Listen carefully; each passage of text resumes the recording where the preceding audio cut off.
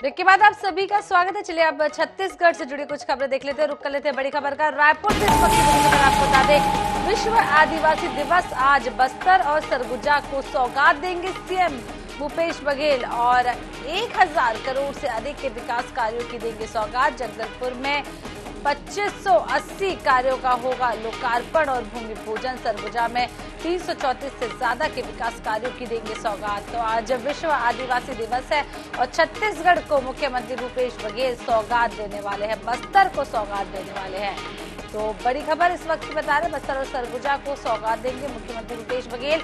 100 करोड़ से ज्यादा के विकास कार्यों की सौगात देंगे। वहीं जगदलपुर में 2580 कार्यों का आज भूमि पूजन और लोकार्पण भी किया जाएगा। सरगुजा में 334 करोड़ के से ज्यादा के विकास कार्यों की आज सौगात दी जाएगी। तो रायपुर से इस वक्त की बड़ी खबर आपको बता रहे, विश्व आदिवासी दिवस है आज और बस्तर और सरगुजा को सौगात देंगे मुख्यमंत्री भूपेश बघेल। 1000 करोड़ से ज्यादा के विकास कार्यों की सौगात देंगे सीएम भूपेश बघेल। आपको बता दें कि जगदलपुर में 2580 कार्यों का आज भूमि पूजन और लोकार्पण किया जाएगा। मुख्यमंत्री भूपेश बघेल के द्वारा ये लोकार्पण और भूमि पूजन किया जाएगा। वहीं सरगुजा में 334 से ज्यादा विकास कार्यों की आज सौगात देंगे सीएम भूपेश बघेल। तो विश्व आदिवासी दिवस है, पूरे देश में आज विश्व आदिवासी दिवस मनाया जा रहा है। छत्तीसगढ़ में आज के दिन अवकाश भी होता है। और बड़ी खबर इस वक्त की आपको बता रहे हैं कि बस्तर और सरगुजा को सौगात देंगे सीएम भूपेश बघेल। कहा जाता है कि बस्तर और सरगुजा में सबसे ज्यादा आदिवासी लोग रहते हैं, क्योंकि आदिवासी बाहुल्य क्षेत्र वो बताया जाता है। तो वहां पर आज आदिवासी दिवस के मौके पर मुख्यमंत्री भूपेश बघेल बस्तर और सरगुजा को सौगात देने वाले हैं। तो 1000 करोड़ से ज्यादा के विकास कार्यों की सौगात करेंगे। इसके अलावा ये भी बता दें कि 2580 कार्यों का भूमि पूजन और लोकार्पण जगदलपुर में किया जाएगा। वहीं सरगुजा में 334 से ज्यादा विकास कार्यों की सौगात देंगे सीएम भूपेश बघेल। तो बस्तर और सरगुजा को मुख्यमंत्री भूपेश बघेल आज सौगातें देने वाले हैं। 1000 करोड़ से ज्यादा की सौगातें आज मुख्यमंत्री भूपेश बघेल देंगे। तो कई कार्यों का लोकार्पण और भूमि पूजन भी आज जगदलपुर में होना है। इसके अलावा सरगुजा में 334 से ज्यादा विकास कार्यों की सौगात देंगे सीएम भूपेश बघेल।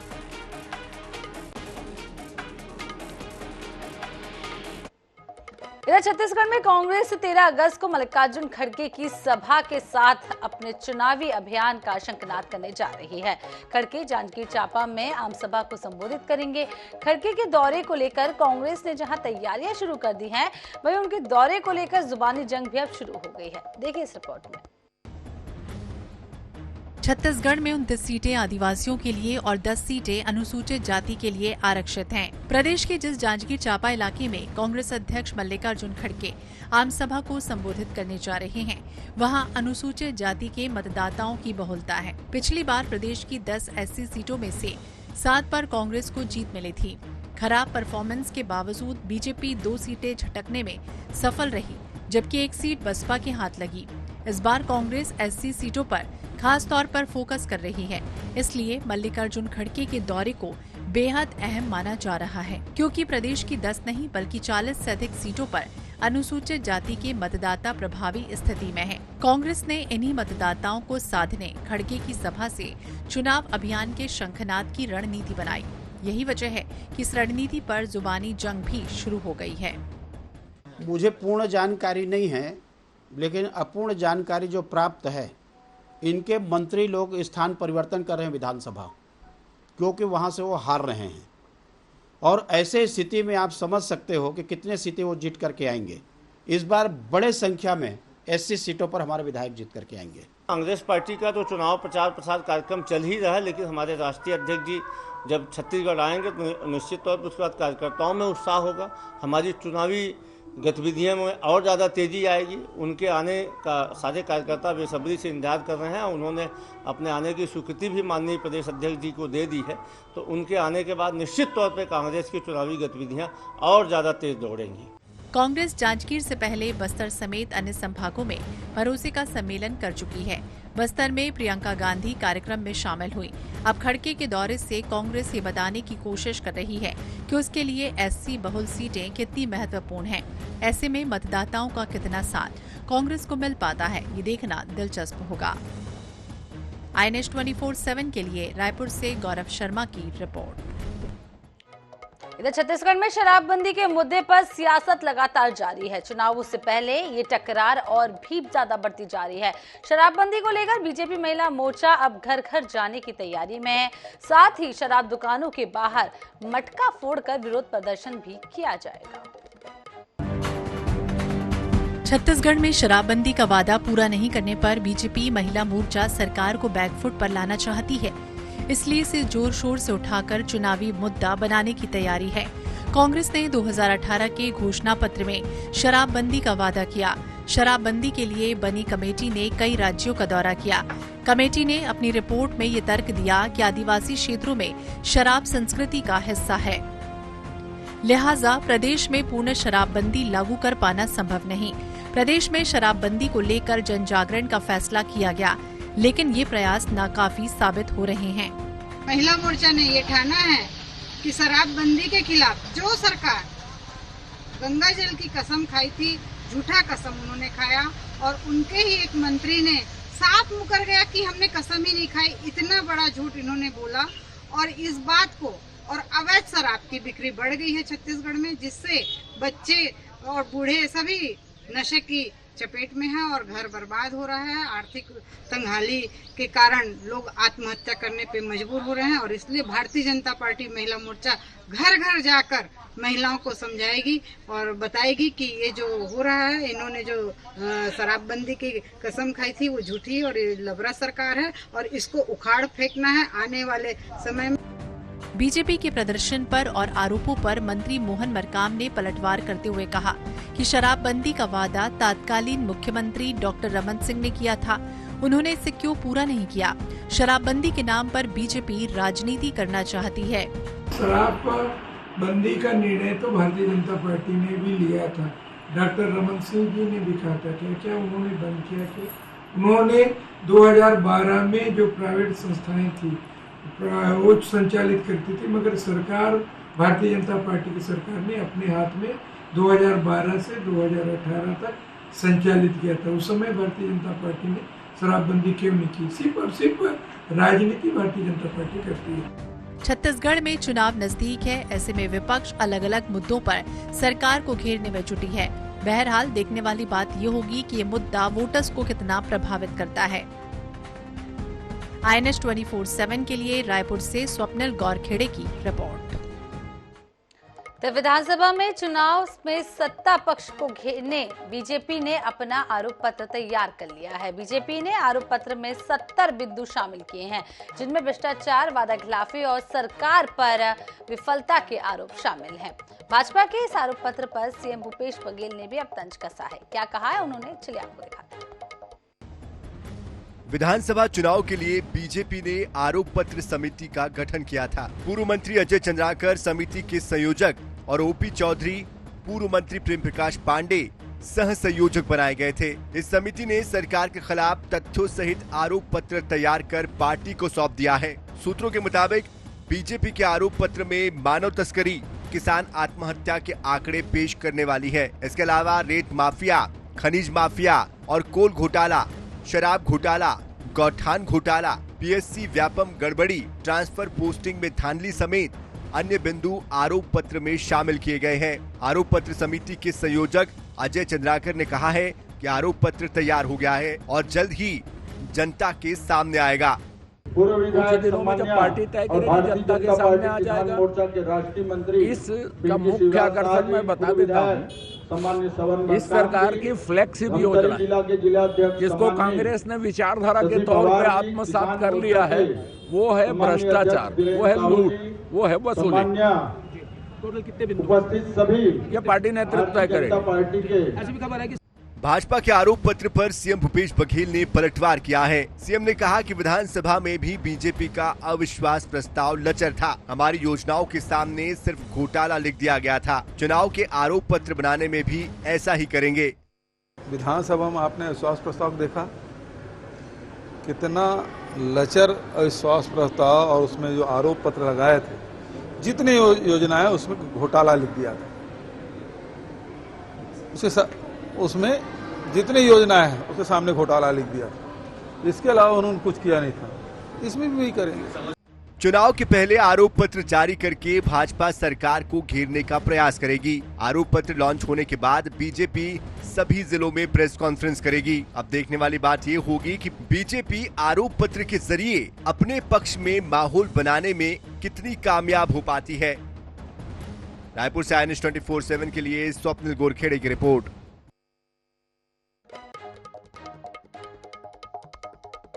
इधर विधानसभा चुनाव 2023 को लेकर सभी राजनीतिक दलों ने पूरी ताकत झोंक दी है।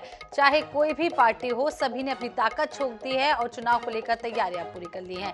क्या कुछ तैयारी, देखिए इस रिपोर्ट में।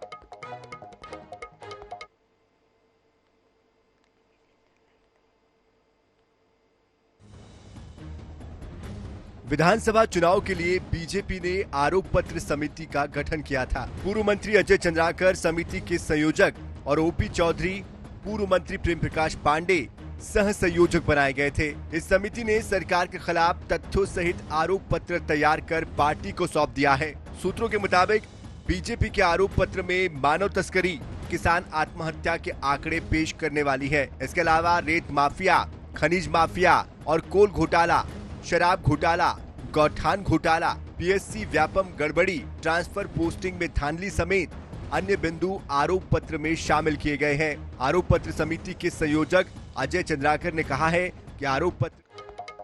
इधर विधानसभा चुनाव 2023 को लेकर सभी राजनीतिक दलों ने पूरी ताकत झोंक दी है। चाहे सत्तासीन कांग्रेस की बात करें या फिर विपक्ष में बैठी भाजपा की, दोनों ही प्रमुख दल जीत के लिए कड़ी मशक्कत करते हुए नजर आ रहे हैं। इसी कड़ी में बीजेपी ने बूथों पर फोकस और तेज कर दिया है। अब बीजेपी के 10 लाख कार्यकर्ता बूथ मैनेजमेंट संभालेंगे। देखिए इस रिपोर्ट में। विधानसभा चुनाव में बीजेपी की नैया पार लगाने के लिए खुद केंद्रीय मंत्री अमित शाह कमान संभाले हुए हैं। राष्ट्रीय संगठन के निर्देश पर प्रदेश भाजपा अलग अलग रणनीति पर काम कर रही है। इन रणनीतियों में से एक बूथों पर फोकस भी है। पार्टी अब प्रदेश के 25,000 बूथों में 10 लाख कार्यकर्ताओं को तैनात करने जा रही है। प्रदेश के 1,92,56,000 मतदाता हैं, यानी 20 मतदाताओं के पीछे एक कार्यकर्ता को रखा गया है। बाकायदा हर बूथ में 30 से 50 की टीम काम कर रही है। हर बूथ के लिए पन्ना और पेज प्रभारी भी बनाए गए हैं। इनका काम मतदाताओं के घरों तक जाकर बीजेपी के पक्ष में माहौल बनाना है। चुनाव बूथ में होना है। बूथ जीतेंगे तो आप विधानसभा जीतेंगे, और विधानसभा जीतेंगे तो आप सरकार बनाएंगे। इसलिए बूथ मजबूत होना चाहिए, और इसके लिए सभी कोई बूथ में काम करते हैं और बूथ से ही जीत सुनिश्चित है। तो इसलिए सभी कार्यकर्ता लगे हुए हैं और इस अभियान को लेकर के लगातार हम लोग काम कर रहे हैं, और हमें पूरी उम्मीद है कि इस बार हम बहुत ज़्यादा बूथ जीतेंगे, कि जिससे विधानसभा जीतेंगे और सरकार हमारी बनेगी। बीजेपी के बूथों पर फोकस को लेकर कांग्रेस तंज कस रही है।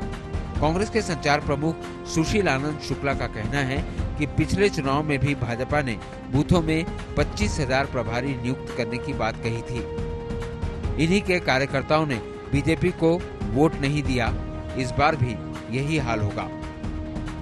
पिछले चुनाव में भी 15 साल सरकार में रहने के बाद भारतीय जनता पार्टी ने छत्तीसगढ़ में दावा किया था कि उनके प्रदेश में 50 लाख सदस्य हैं, और जब वोट मिला तो पूरे वोट सिर्फ 35 लाख ही मिले। 15 लाख मतलब इनके सदस्यों ने वोट नहीं दिया। तो वैसे ही ये बूथों में 25,000 प्रभारी नियुक्त कर रहे हैं। जब 2023 का चुनाव होगा, हारने के बाद जब ये समीक्षा करेंगे तो पता लगेगा कि इनके 25,000 बूथों में आधे से ज़्यादा लोग तो फर्जी थे। बीजेपी चुनाव में नए नए प्रयोगों के जरिए सत्ता हासिल करने की जुगत में दिखाई दे रही है। एक तरफ जहां सरकार के वादा खिलाफी जैसे मुद्दों को लेकर जनता तक जा रही है, तो वहीं बूथों पर फोकस बढ़ाया जा रहा है। इसका कितना फायदा बीजेपी उठा पाती है, ये आने वाला वक्त ही बताएगा।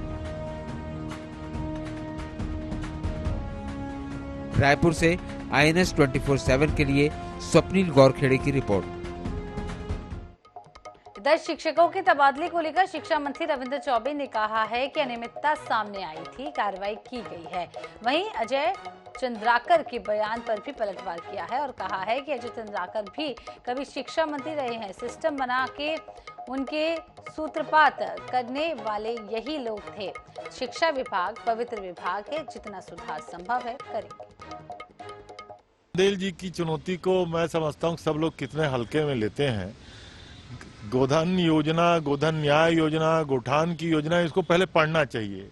गोठान डे केयर के सिस्टम बनाया गया है और वहाँ के गोबर जो उपलब्ध होगा उसको वर्मी कंपोस्ट बना करके लगभग 35 लाख क्विंटल वर्मी कंपोस्ट किसानों के खेतों में डाला जा चुका है। अब अजय चंद्राकर जी की, नारायण चंदेल जी की समझ में नहीं आएगा तो ये तो उनका खुद की बुद्धि पे हमको तरस आता है।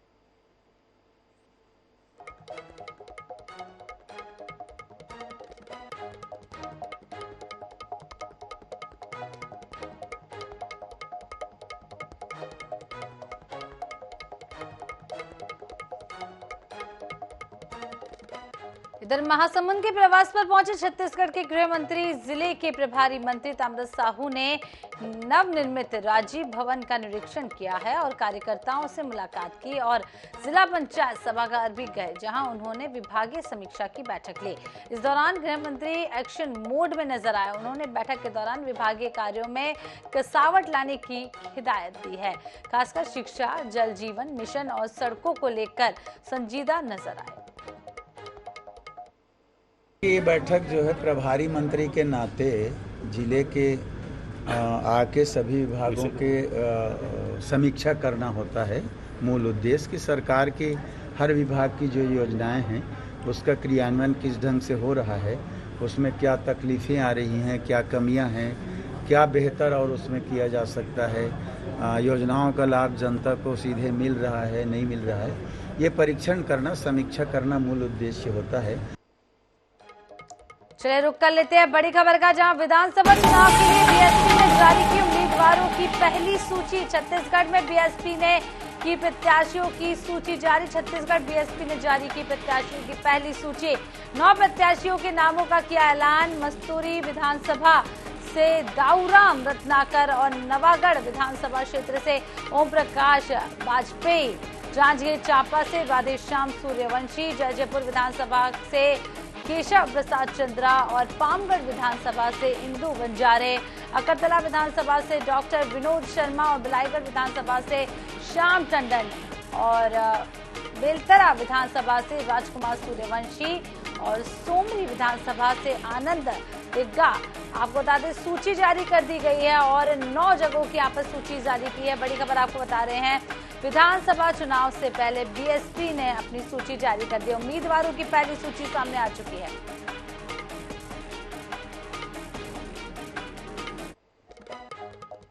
इधर जगदलपुर में INS 24/7 के कार्यक्रम संवाद 2023 में प्रधान संपादक डॉक्टर हिमांशु द्विवेदी की नई पुस्तक सार्थक संवाद का विमोचन हुआ। इस पुस्तक में 2018 से लेकर 2022 तक के साक्षात्कार का संकलन है और इसमें दिवंगत कांग्रेस नेता मोतीलाल वोरा, मुख्यमंत्री भूपेश बघेल, TS सिंहदेव और पूर्व मंत्री बृजमोहन अग्रवाल के साक्षात्कार शामिल हैं। इस मौके पर मुख्यमंत्री भूपेश बघेल ने पुस्तक के लिए डॉक्टर हिमांशु द्विवेदी को बधाई भी दी। अपने संबोधन में मुख्यमंत्री ने कहा है कि इस पुस्तक में हमें पिछली पीढ़ी के नेताओं के साक्षात्कार देखने को मिलेंगे। इस मौके पर प्रधान संपादक डॉक्टर हिमांशु द्विवेदी ने बस्तर वासियों का तहे दिल से आभार भी जताया। जिनको भी समकालीन राजनीति में रुचि है उन्हें एक यथायोग्य संदर्भ इस पुस्तक के माध्यम से मिलेगा। क्या सोचकर भूपेश बघेल मुख्यमंत्री बने थे, क्या सोचकर वह मुख्यमंत्री के तौर पर काम कर पाए, इसका लेखा जोखा इसमें है। उसी प्रकार से TS सिंहदेव साहब और बृजमोहन अग्रवाल जी का भी मनोभाव इसमें है। खास बात इसमें यह है कि 92 साल की उम्र में सम्माननीय मोतीलाल वोरा जी रात के 12 बजे साक्षात्कार देने के लिए दुर्ग से चलकर रायपुर के INS स्टूडियो आए थे। वो साक्षात्कार इस किताब का हिस्सा है। वो उनके जीवन का अंतिम साक्षात्कार है और वो साक्षात्कार लेने का सौभाग्य मुझे मिला। मैं इस अवसर पर सम्माननीय मोतीलाल वरुणा जी को अपनी श्रद्धांजलि अर्पित करता हूं और आप सभी महानुभावों का धन्यवाद ज्ञापित करता हूं कि आपने इस किताब का विमोचन किया। हिमांशु जी का इंटरव्यू बहुत ही रोचक रहता है। इंटरव्यू लेते लेते कभी हिमांशु जी गंभीर नहीं होते और हंसते हंसते बहुत गंभीर बातों को भी वो जिसका इंटरव्यू लेने से निकलवा लेते हैं। ये खासियत हिमांशु जी की है और हिमांशु जी की ये भी खासियत है कि धूर विरोधियों को भी एक मंच में लाने के यदि दुस्साहस कोई कर सकता है तो हिमांशु जी कर सकते हैं। एक मंच था जिसमें वर्तमान मुख्यमंत्री, निवर्तमान मुख्यमंत्री और पूर्व मुख्यमंत्री, जिसमें अजीत जोगी जी भी थे, रमन सिंह जी भी थे और मुझे भी उसमें लाने का काम यदि किसी पत्रकार ने किया, किसी संपादक ने किया है तो केवल हिमांशु द्विवेदी ने किया। और ये दुस्साहस ही कहूंगा कि उनसे ये सोच के कि चलो तीनों एक साथ बैठो, और बहुत ही वो मौका था जिसमें बहुत हास हुए थे और सब लोग जितने भी उपस्थित थे बहुत आनंद लिए थे। और इसी के साथ इस बुलेटिन में फिलहाल इतना ही। देखते रहे INS 24/7। नमस्कार।